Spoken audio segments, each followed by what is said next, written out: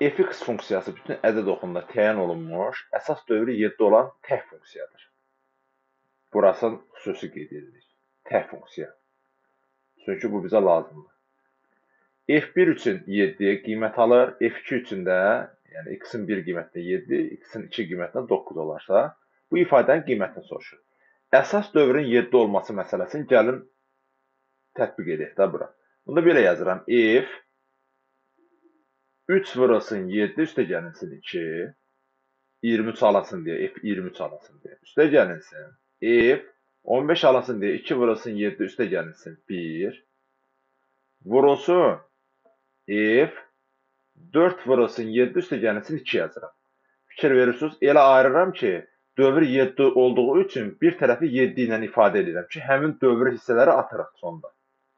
Gəldim məxrəcə. Məxrəcdə nə edirəm? Yenə yazıram. F 7 vurulsun 8 üstə gəlinsin 2. 56-nın üzərinə 2 gəlirəm də yəni.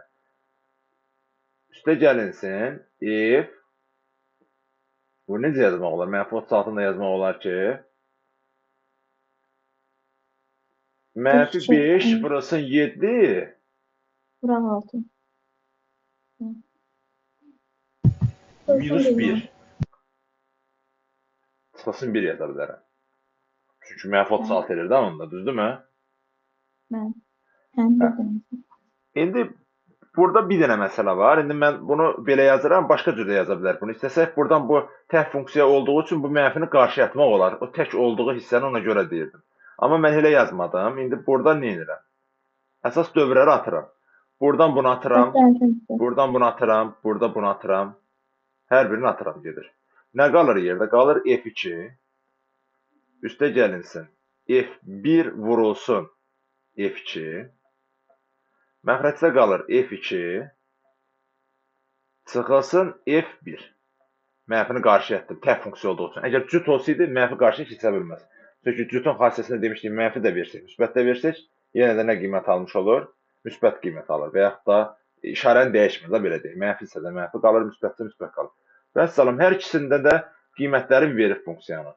Deməli, nə eləyir? 9 üstə gəlinsin, 7 vurulsun 9. Aşağıda da 9 çıxılsın 7. Telefonum var.